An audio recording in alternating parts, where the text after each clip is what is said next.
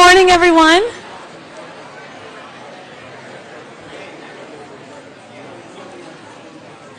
Wow, this is an amazing turnout. First, I just wanted to thank everyone for coming out here today to celebrate the appointment of the 8th Chancellor of our university, Nick Zeppos.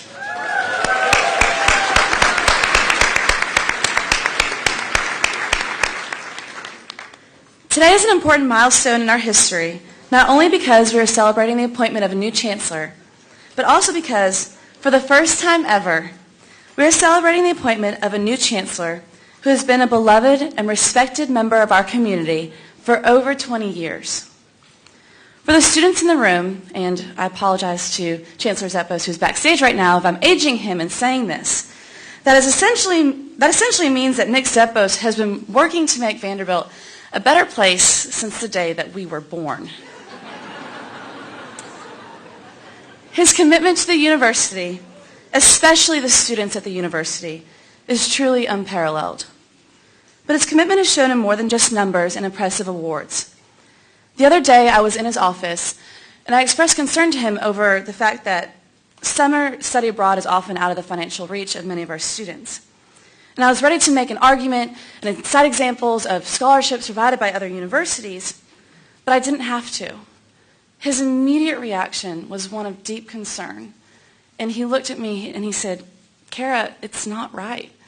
I want every student to love Vanderbilt so much that they don't want to go abroad during the semester, and they have to go during the summer. But we have to make it affordable." And then he looked at me and he said, "And you have my word that we will." And I left his office that day confident that not only did he mean what he said, but he was fully capable of accomplishing that goal. And that's the kind of feeling you want the chancellor of a university to be able to inspire. We could not be more blessed to have a man of such sincerity and devotion to serve as the chancellor of our university. And to echo what Mrs. Ingram said last week, I'm convinced he is the best person in the country to be the chancellor of Vanderbilt.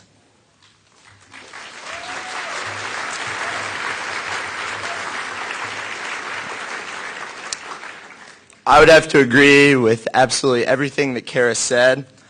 Spending time with Chancellor Zeppos in my first 3 years here, whether it's a meeting or a lunch or just running into him on campus, it's always been such a pleasure.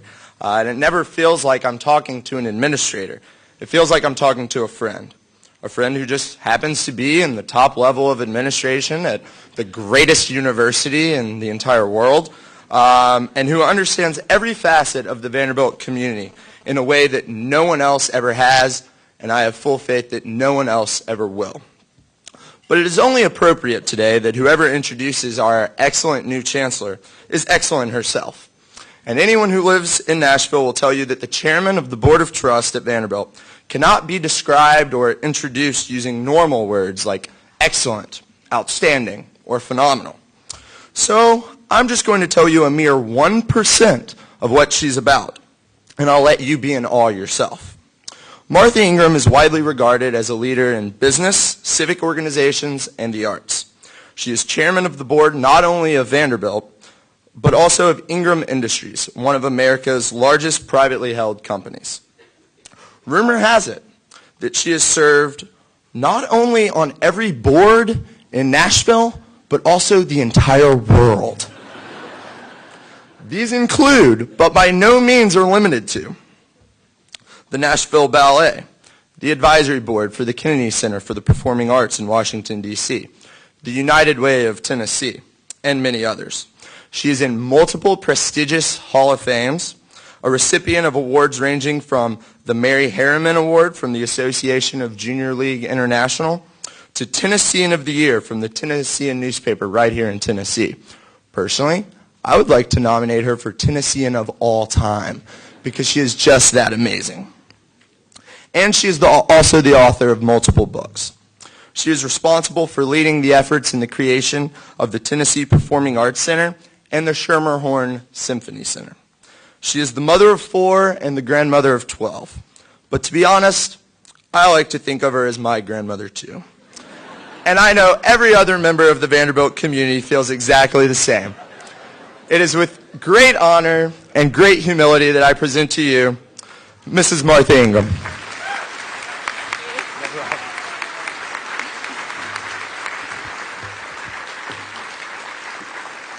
Thank you, Kara and Joseph. Well, you know I can't live up to that, so anyhow, it would have pleased my mother and my father, but thank you very much. And I don't have enough grandchildren, so how about signing on? I'd like to have a couple more, particularly like these two. All right. I really thank you, Kara and Joseph, for your opening words. But to you, dear friends and colleagues, I have the distinct pleasure this morning of presenting to you the 8th Chancellor of Vanderbilt University. Nicholas Zeppos was enthusiastically and unanimously approved by the Board of Trust on the morning of the 1st of March. As chairman of Vanderbilt's Board of Trust, I can say with confidence that the single most important task of the board is to appoint Vanderbilt's chancellor. That the board has only had to perform this task 8 times in 135 years should give you an idea of how significant this decision is. The appointment of a new chancellor sets the tone for our university for years, and the decision embodies our goals for Vanderbilt in the person whom we see as best able to foster the unfolding of the university through the next stages of its growth and evolution.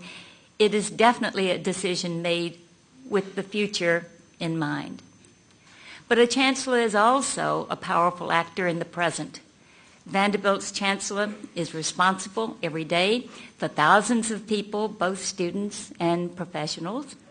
He or she is an advocate for Vanderbilt in the local community, in the state of Tennessee, in our nation, and in fact, internationally.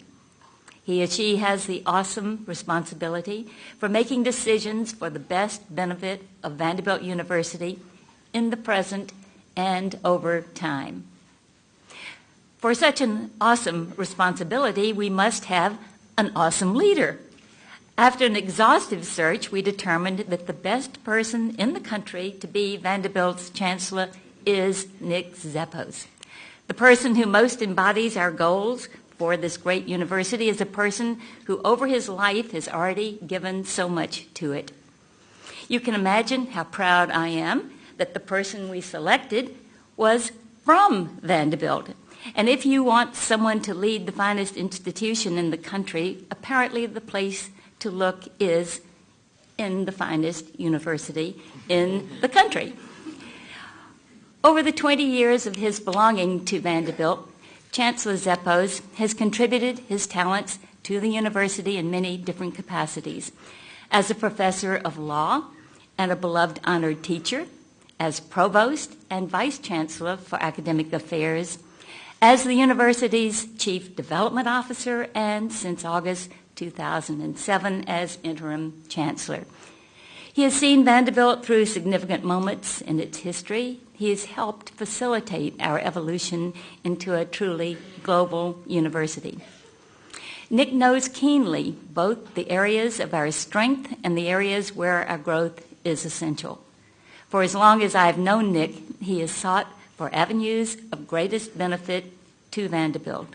As provost, he oversaw the integrated university development with academic strategy, his vision for faculty recruitment, and his recognition of the critical importance of the high functioning of our graduate and professional schools and great medical center have lifted Vanderbilt to the highest tier of colleges and universities.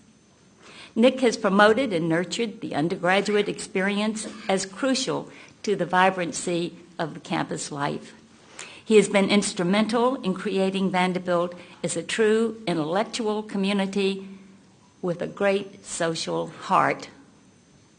From knowing Nick for years as my friend, I have developed a great esteem for his character, and there are very few people I would have asked to be interim chancellor of this university to lead Vanderbilt through months while an extensive search was underway, and to subject someone I really like to having to wait to initiate his or her best visions and subject them to months of people asking, "Do you think you'll get the job?" An interim appointment is a potentially thankless task and definitely a trial by fire, but I knew Nick was up to it because of his spirit and devotion to Vanderbilt. It informs everything that he does and every decision that he makes. Nick is committed to serving our community and to promoting Vanderbilt's excellence through his vision and through his stamina and perseverance. He will carry out this vision, and through his leadership, Vanderbilt will have laid the ground for the best possible future.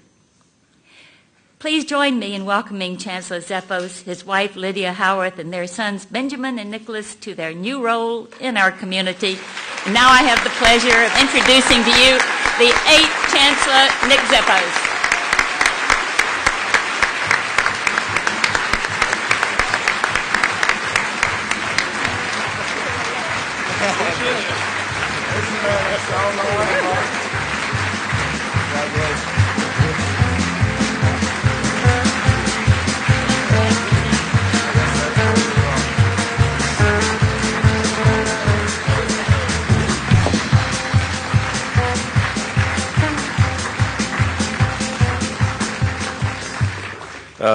Thank you very much, and thank you, Martha.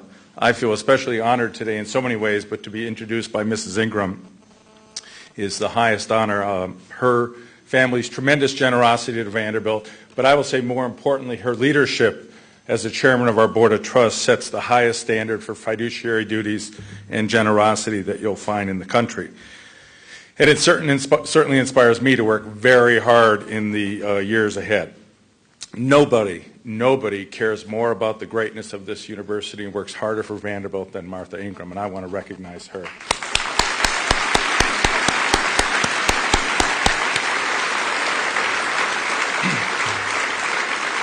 Now, we're a university, so I hope there are a lot of students here, although back to spring break, catching up on work. But I want to recognize Kara and Joseph for their incredible leadership and their devotion to Vanderbilt.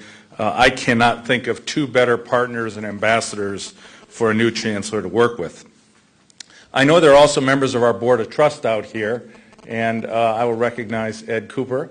I see my congressman, Ed Nelson. I see my congressman, Jim Cooper, of course, here as well. So thank you, everybody, for coming. I want to express real appreciation for our trustees. They have been great mentors, and they have been great teachers to me through the years. And I look forward to working with them in the years ahead to continue to build Vanderbilt. Now, let me also, and I kind of feel like those people who get the Academy Awards, and you say, I wish they would not recognize so many people. But I do have to recognize Lydia, my extraordinary spouse, who's been through this with me.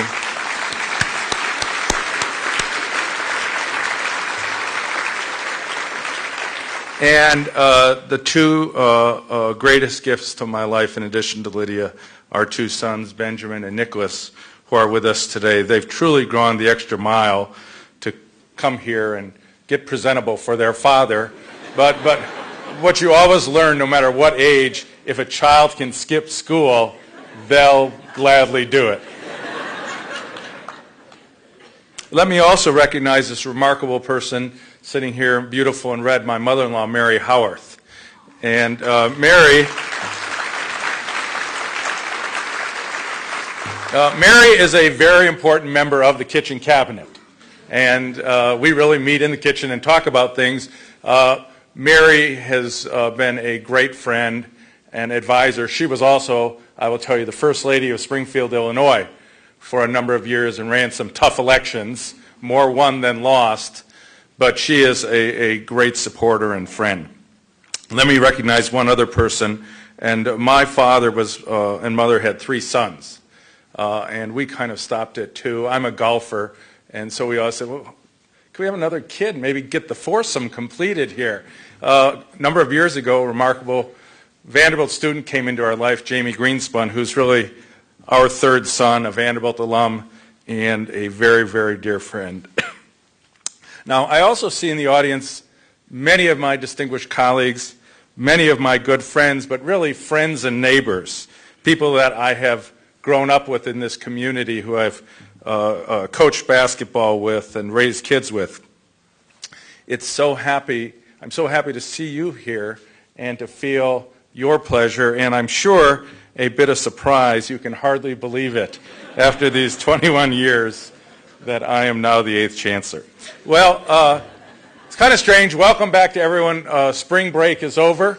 Now, we don't do a good job planning the academic calendar. You know, over the summer vacation, you went away, and we all said, we will take such great care of the university. And while you were gone, the 7th Chancellor went north of the Ohio River to Columbus. So now you go away for spring break, you go on your cruises, you go to your academic conferences, you do your alternative spring break work, and the next thing you know, you come back and you say, this is great planning. Shane Foster just had the greatest game ever at Memorial Gym. We weren't there. And that whole I Chancellor thing, it's over. So I take full responsibility since I also, as the provost, set the academic calendar. So we probably could have done a better job. But I am truly happy, and I'm very, very pleased to see you all back on campus. For an empty campus is not a great campus. I've been so eager to welcome you back, to share with you my great pleasure, my excitement, and my very humble honor that has been given to me to be your Chancellor. I really do pledge to you, as I hope I've done in all of my work at Vanderbilt since I first came, loyalty, energy, lasting joy in this shared project, and continual commitment to the core values of a great university. My guess is here that everybody, no matter when you came to Vanderbilt, remember those first things. What was the first visit I had to campus when I was thinking about going to Vanderbilt? What was my first day in class like? What was the first day in the class that changed how I thought about something or what I was going to study? What was my first day as a professor? Many of my colleagues here can think back to that first frightening day. Or that first day as the tenured professor. What was that like to come to campus and be a true member of the academic community? First day as department chair. First day as a Vanderbilt surgeon. First day as a nurse, a therapist, or a cancer researcher. First day of walking into all these beautiful campus buildings. Rand, Owen, Featheringill Hall, Wyatt, the Monroe Carroll Children's Hospital. What was that like? That is what I'm thinking about right now, and I've been thinking about so much over the last 2 weeks. What were those first days like for me? And I can tell you that they were probably much like yours. Nervous, excited, feeling a sense of gratitude that I was invited to join this community 20 years ago, and maybe even the beginning of a comforting feeling that this could be my home. Now, I first came to Vanderbilt in 1986. I came to interview as an assistant professor of law. It was only my second teaching interview. I had worked as a lawyer, first in Chicago, then Washington, D.C., for about 7 years. I loved the practice of law, but I always wanted to be a professor. Initially, and this will frighten, I saw Michael Bess and some of my colleagues from history. Initially, I wanted to be a history professor. And I thought how wonderful that would be. Well, I realized, however, that I was very interested in law. And I love the idea of representing somebody, of representing something that needed representation, that called for somebody to stand up and say, this is the position we take, it is right, it is just. So I pursued law. Now, as I went through law school, what I realized, and in my practice, I saw that law in some ways was the perfect combination for my overlapping interest in law, politics, history, literature, science, so many other disciplines. As I was practicing law, I then thought, I really like this, but what a dream it would be to join a great university, to read what you want to read, to have a pretty good library book budget, to write about new controversial ideas, to put ideas and research out, and if people read it and try to change the way people think of law and institutions. I also wanted to be around people smarter than myself. I wanted to be in a community of scholars and students, people who would teach me, people who would press me with new ideas and change the way that I thought about my work and my discipline and other disciplines. So I was 31 years old. I thought very mature back then since I'd been such a seasoned lawyer, but so young I now realize, and importantly, an expectant father. I had no teaching experience. As we kind of joke in the law school world, you don't do any teaching, you just go practice, maybe for a little bit, and show up and say, hello, I'm your civil procedure professor. I had a passion for the law, though, and I thought, well, this is the time for me to start to look for a job. And I thought between my passion and my experience, I maybe could get a job as an assistant professor at a really great law school.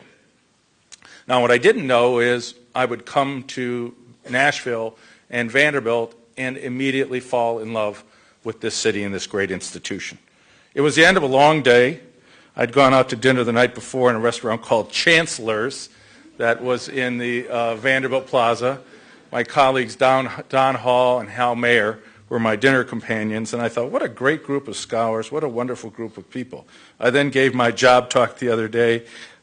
He's in the audience. I remember Jeff Schoenblum kind of saying, well, this is all wrong. You don't know what you're talking about, and did the job talk. And then I walked around campus. I remember meeting the students. There was a student, I still remember her name was Darby Dickerson. She, I think, was the editor of one of the journals. She's actually an academic now. And she led a group of students. I thought, what wonderful students these are. What bright, engaging, smart, caring students. I thought that was quite unusual, particularly in a law school. So I saw a bit of the town. I didn't have a job offer, so I called Lydia back. Now, you got to remember, Lydia's 7 months pregnant with Benjamin. And I said, and I'm a pretty deliberative person. Wouldn't be impulsive. I said, this is it. I love Vanderbilt, love Nashville. We're moving to Nashville. So Lydia was 7 months pregnant. She was working at Brookings at the time. I'll never forget working for a man named John Newhouse, writing a book and researching a book on the arms race. We lived around the corner in DuPont Circle. She said, okay, first things first. I've got to finish this book. We have to have this baby. And then let's start planning the rest of our life. So we managed to get through those things, and as we sat down, I was very excited, but I was so nervous about this change in my career path and a change in where we would live. So Lydia and I sat down, and we very seriously discussed the pros and cons. But we thought that the pros were far too strong to not take this leap. I think we might have even been those types of indulgent parents who said, let's give our 1-month-old a say in this. And I think, Ben might have gotten a little bit of an alert out of him. So we decided, with a lot of excitement and a bit of fear, that we would move to Nashville, Tennessee, and that I would take a position as an assistant professor of law at our great law school. As I remind Lydia, we arrived August 1st, and her parents came August 2nd. Now, I remember so well my first day on the campus. And, I kind of was like, do I get a tweed coat? I think I have a tweed coat. I mean, what? I was kind of like, how do I pull this off as a professor? But I remember so well going in. And I remember that cracking open that civil procedure casebook. Landers and Martin at the time, now I think it's Landers, Martin, Yazell, that big thick volume that was my textbook for the class I was about to teach only 3 weeks away. I thought, God, I can't cover all this. How do I organize it? What am I going to teach them? What will they understand? What do they know? And I was reading all the note cases and reading all the law review articles and reading all the research on the most obscure areas of civil procedure. I remember my first day of class, walking in there, and I'm teaching the 1Ls, and they're nervous, but I'm more nervous. So I'm trying to think, okay, I just have to make it seem like I really know what I'm doing here. I remember the first day of class. I think, I don't want to mess up a student's name when I call on them. We're going to be Socratic, so I picked Pam King. And I remember calling on her.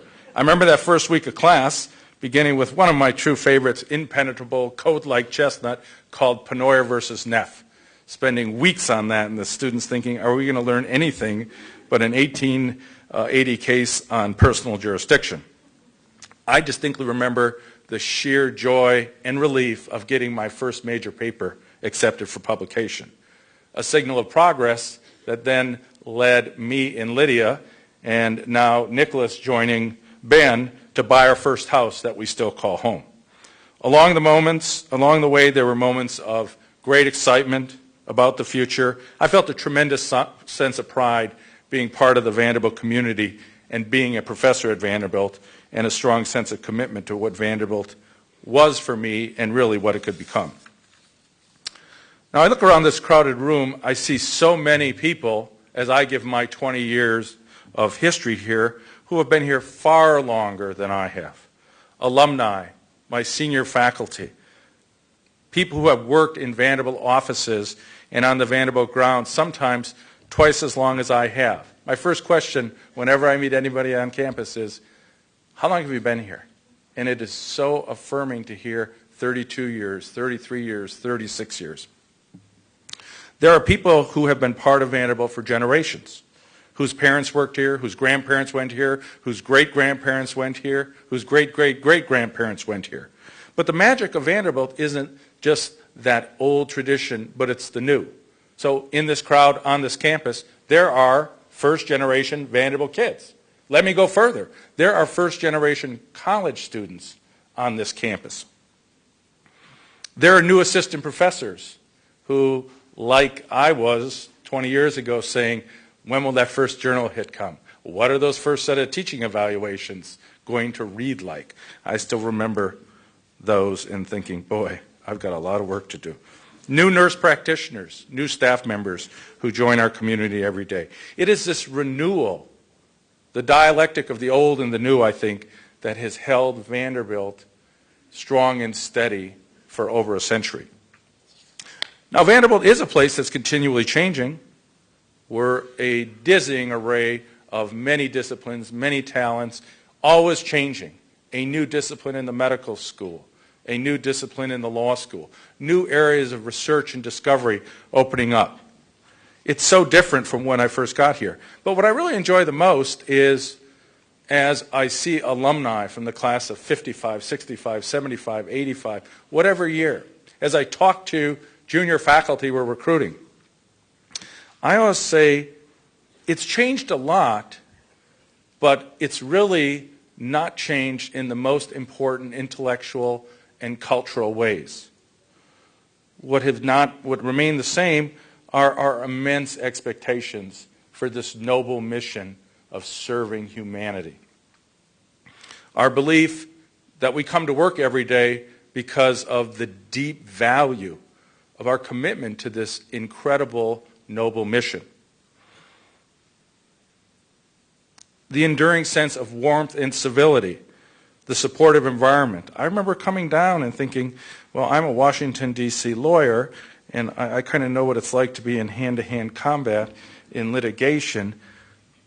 But what a great group of intelligent, interesting intellectuals who don't think that it has to be a race to the bottom in the intellectual discourse. When I'm asked about change on the campus, I say, it's going to come. We know that. Look at what this university was when it was first begun. And I always say, well, what do you think the Commodore is thinking?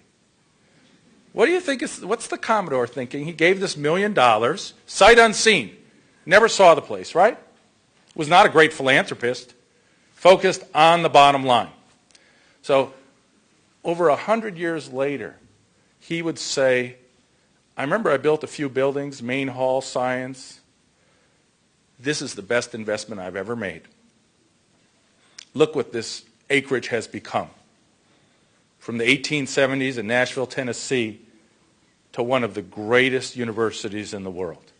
That is change, and that is change we can be very proud of. Now, much of my job, and I think it's important to point out, is that I come by this honestly, is my job, but I like to boast about all of you. I am so proud of this university. And wherever I go, I always talk about Vanderbilt and how great it is.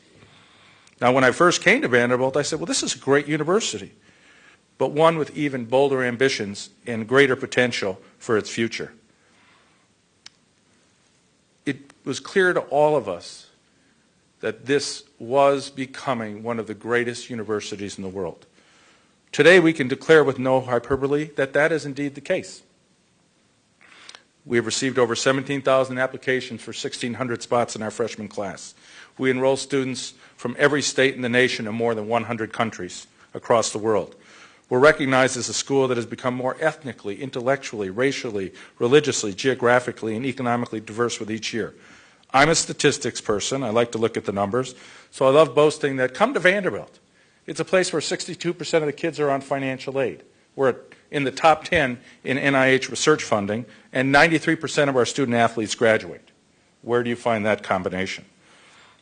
I'm so proud to be your faculty colleague, and one of the things that's most painful for me is when dear old friends say, you're an administrator. But like so many of you, I came up through the ranks here as an assistant professor up to professor. I am so proud to be your chancellor, but equally proud to be a member of the faculty. Everywhere I go, I was in Philadelphia last week with another colleague of mine recruiting some people to Vanderbilt. And they were saying, go through the departments for me. These were very savvy academics. And I said, well, let me talk about the psychology department. Let me talk about biochemistry. Let me talk about Spanish and Portuguese. And it was all good news. And they said, well, what are the weak departments? I said, we have none. We are committed to excellence in every corner of the university. So I brag so much about the law school faculty, the business school faculty, divinity faculty, the education, Peabody, the medical center, the cancer center, the children's hospital, bursting with talent. I try to emphasize to people that this is a university where faculty make tremendous breakthroughs in science, discovery, teaching, and research, international recognition, impressive gifts from funding for research. And every year, alumni saying, how do I support this great and noble mission? Our faculty hold prestigious memberships in every prestigious national academy and institute worth mentioning. I will also say that will increase substantially over the years ahead. And our university so respects our faculty that our benefactors have endowed over 200 chairs to reward them and recognize them. I confidently tell parents, alumni, faculty recruits, that Vanderbilt is not only a great leading research university, we care deeply about the undergraduate experience. We are reinventing the classical idea of residential life in our commons and our residential colleges. But it doesn't take a chancellor, it takes a parent, as I look at my own children, to say, these years, these 4 years on a campus for kids 18 to 22, they're so important psychologically, socially, intellectually. They are our future. We are bequeathing a world to them. I want everybody to hear that Vanderbilt is also a place where we lead together. I am very honored to be your chancellor.